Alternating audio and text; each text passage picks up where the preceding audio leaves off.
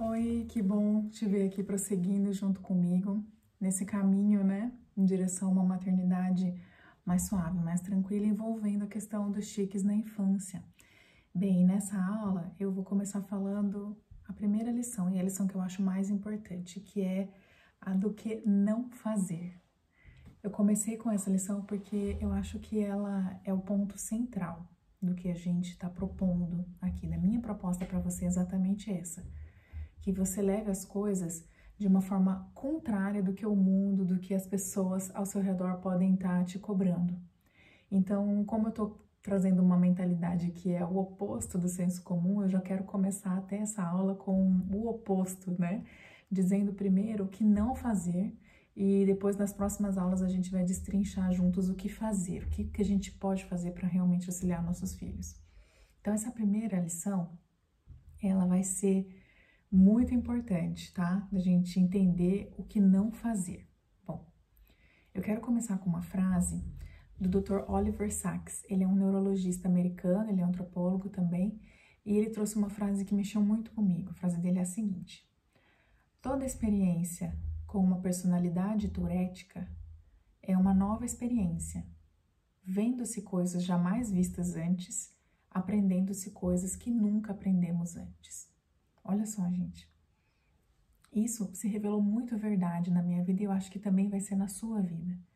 Toda personalidade tourética, né, como eles chamam as crianças que já são diagnosticadas com síndrome de Tourette, as pessoas em geral, elas são uma experiência única. Cada uma tem características individuais próprias que a gente tem que entender e respeitar. E com isso, aquilo que a gente nunca viu antes traz o quê? Um aprendizado que a gente nunca teve antes. E eu acho isso fundamental, a gente entender toda essa questão dos tiques como algo a ser aprendido, algo de onde a gente pode tirar lições. E isso é muito poderoso. Se a gente muda essa perspectiva, em vez de uma coisa negativa, a gente traz disso também aprendizados para a nossa família. E eu vou te dizer, a gente tem tirado muitos aprendizados para a nossa família e eu espero dividir isso com você. Então eu te convido a, refletindo nessa frase, abrir o seu coração. Eu sei que existem muito medo, existem muitos conceitos, existem muitos preconceitos na nossa cabeça quando a gente começa a avaliar a questão dos tiques. Mas eu preciso muito, muito que você respire fundo e realmente abra o seu coração.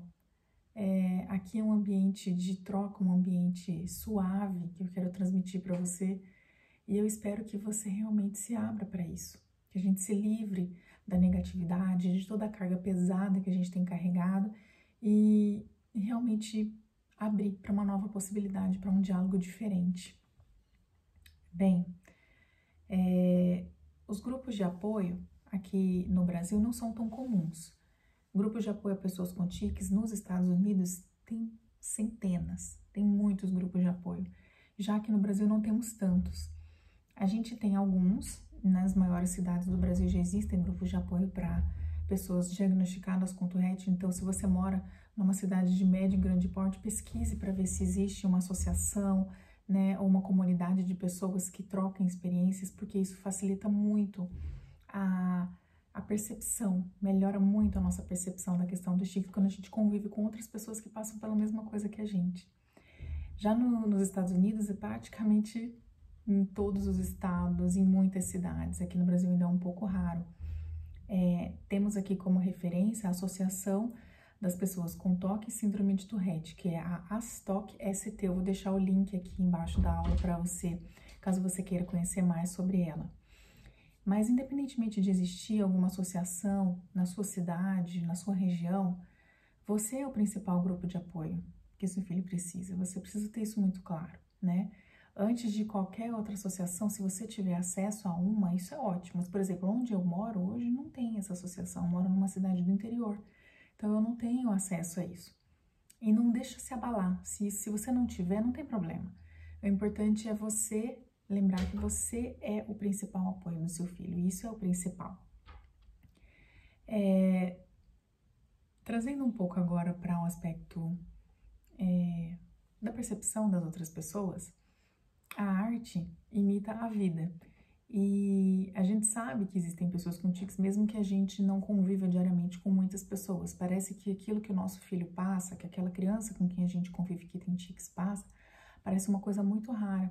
Mas a gente vê em peças de teatro, em humoristas, que os tiques são perfeitamente aceitos no mundo das artes, né? Inclusive, muitos humoristas fazem muitas piadas, inventam personagens, né, que tem tiques, e isso as pessoas dão risada, isso é aceito positivamente. Tem até uma música do Sérgio Malandro, né, que fala do tique nervoso, lembrando que essa expressão tique nervoso, ela não é uma expressão muito correta do ponto de vista médico, né? Não existe um tique nervoso, né? Existe o tique, ponto, né? Porque os tiques já são sintomas neurológicos, né? A gente não precisa falar tique nervoso, né? Isso também é uma coisa que causa um certo estigma, né? Que é bom a gente já eliminar. Mas, assim, engraçado como no ambiente das artes, né? Isso é muito aceito. Mas na vida real, as pessoas com tiques, elas são taxadas de uma série de coisas, né? São taxadas de mal educadas, principalmente aquelas crianças e aquelas pessoas que têm coprolalia, ecolalia, que é imitar coisas ou falar palavrões, né? Isso, para com isso, menino, né? O que você tá fazendo? Algumas crianças também são taxadas de doidinhos, né? Que tem uma doideira, que tem alguma coisa que não consegue ficar quieto, que não consegue parar. Muitas das crianças com tiques também são tidos como verdadeiros meninos maluquinhos, né? Que não para quieto, que fala, que se mexe, que faz coisas fora de hora. Mas muitas vezes essas palavras que a gente usa para taxar as pessoas, elas na verdade elas designam muitas vezes um sintoma que pode estar relacionado tanto à questão dos tiques quanto a outras questões, outras doenças que podem se manifestar nas pessoas com tiques, como a gente vai ver na nossa aula sobre comorbidades mais pra frente, né? E para que isso, né, gente? Para que a gente tem que taxar, né? Mas a gente sabe que é isso que acontece. Então, o nosso desafio aqui vai ser subverter um pouco essa ordem. Vamos bagunçar um pouco o coreto. Primeiro, eu quero dizer para você o que os tiques são. O que são tiques, né? Os tiques, eles são movimentos ou ruídos rápidos, repetitivos, né? A criança pode fazer isso ao longo do dia, o dia todo.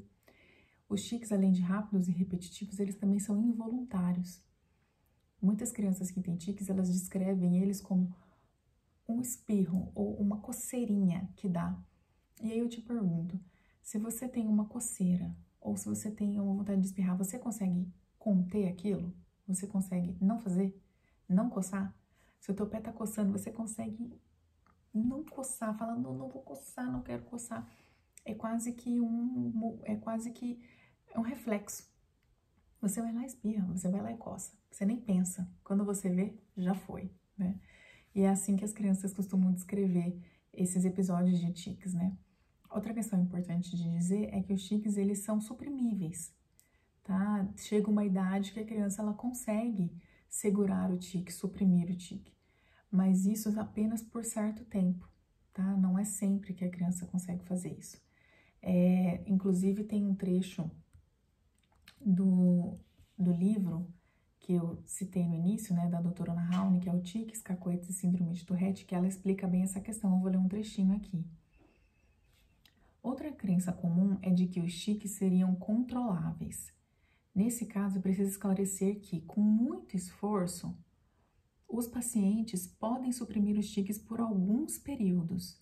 Porém, esse esforço é tão grande que qualquer distração ou fadiga rapidamente anula a capacidade de suprimir os tiques. Assim, não adianta mandar parar ou mesmo brigar para que os tiques não sejam feitos, pois isso deixará o paciente ansioso e os tiques tendem a piorar. Então, com essa frase, eu quero te fazer um pedido. A primeira coisa a você não fazer é não corrigir os tiques. Não pedir para que a criança pare de fazer os tiques. Por várias razões que eu vou dizer aqui. Primeiro, tem esse trecho do livro da doutora Ana Raune, em que ela explica, né, que isso não adianta. E outro fator é que, primeiro, a criança não consegue, né, como eu expliquei antes, né, várias crianças descrevem como um espirro, como uma coceira. E, inclusive, em alguns casos, a criança tem um pressentimento de que ela vai fazer aquele tique, uma sensação premonitória, que meio que diz para ela, no cérebro dela, que ela tem que fazer aquele movimento, senão alguma coisa vai acontecer. Lembra que eu expliquei que os tiques podem ser associados a alguma outra condição de saúde? Então, a condição do toque, né, que é o transtorno obsessivo compulsivo, ela provoca um pensamento de você tem que fazer isso, senão pode acontecer alguma coisa ruim. Então, por essas e outras razões, a criança não consegue suprimir, né? Ou se ela consegue suprimir, é com muito esforço e muita dificuldade, e frequentemente ela tem a necessidade de fazer aquele tique depois em salvas. O que é isso? É fazer várias vezes em sequência, fazer um montão. Ela reprime, de repente ela tem que fazer um monte de tique de uma só vez. Outra questão é essa que eu acabei de falar, que é o efeito contrário. Quanto mais a criança reprime, mais cresce a ansiedade dentro dela, mais aumenta a necessidade de fazer os tiques. Né?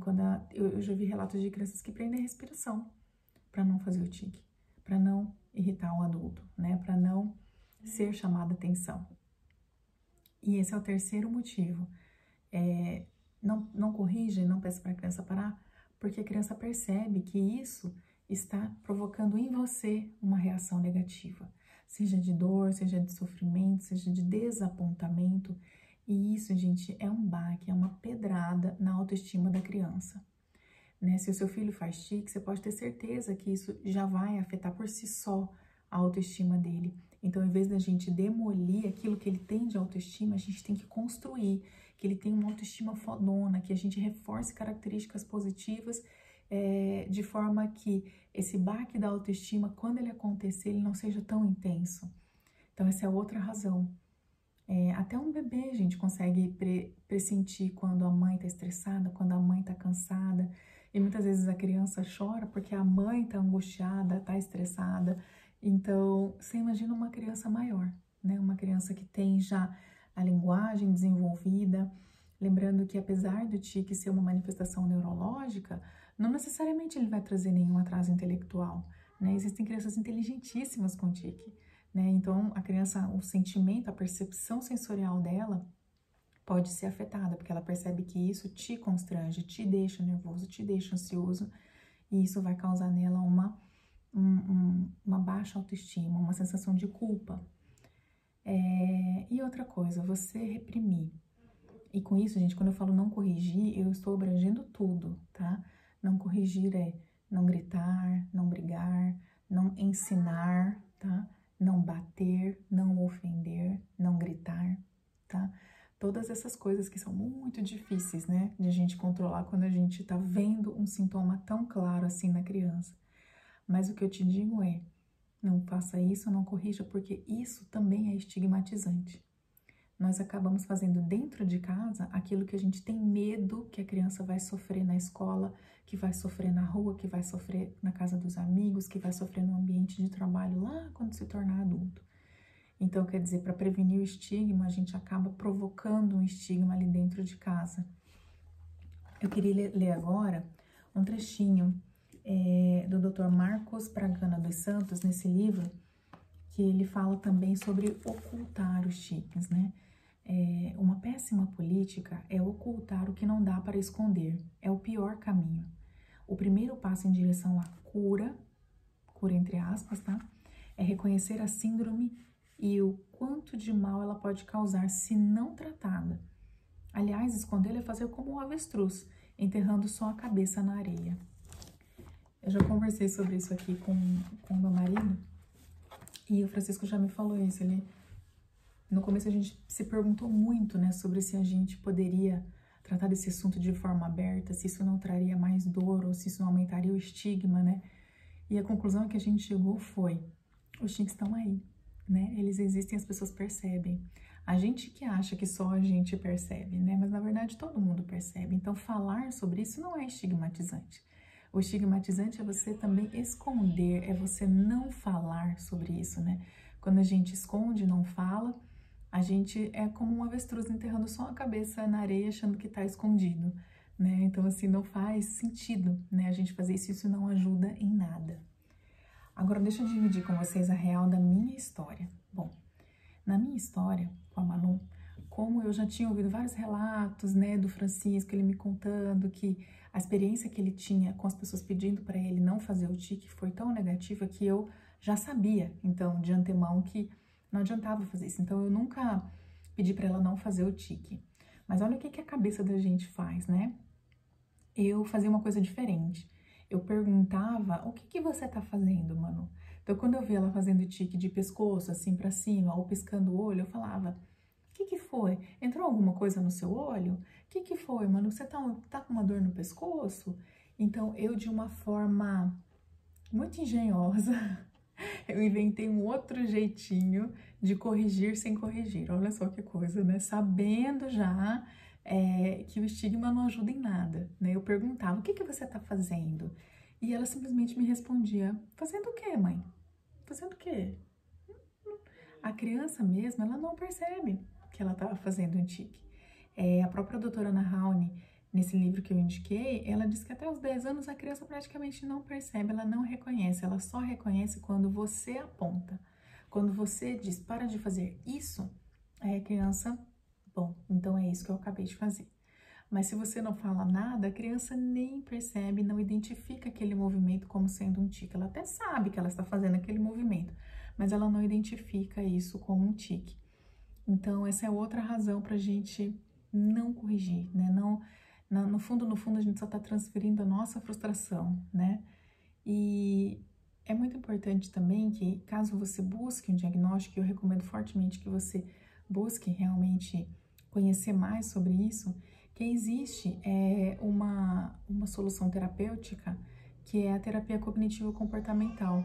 Após o diagnóstico, uma vez que se chegou à conclusão de que se trata de síndrome de Tourette ou mesmo outra síndrome de tics, uma profissional capacitada pode ensinar a criança a reconhecer aquele sintoma premonitório do tique e conseguir redirecionar ele para um outro momento. Então, caso a criança tenha um tique que atrapalhe muito a vida dela, é possível também fazer essa terapia como uma forma de ensinar e treinar a mente a fazer um outro movimento, que não aquele dos tiques, tá? E é isso, gente. Eu só quero concluir te dizendo que você é o principal apoio, independentemente de ter condições ideais, o seu filho já tem a você. Então, isso é o principal, tá? E eu também vou deixar aqui embaixo, caso você queira olhar, e eu recomendo muito, um vídeo em que várias crianças com síndrome de Tourette descrevem e explicam para você o que é a síndrome.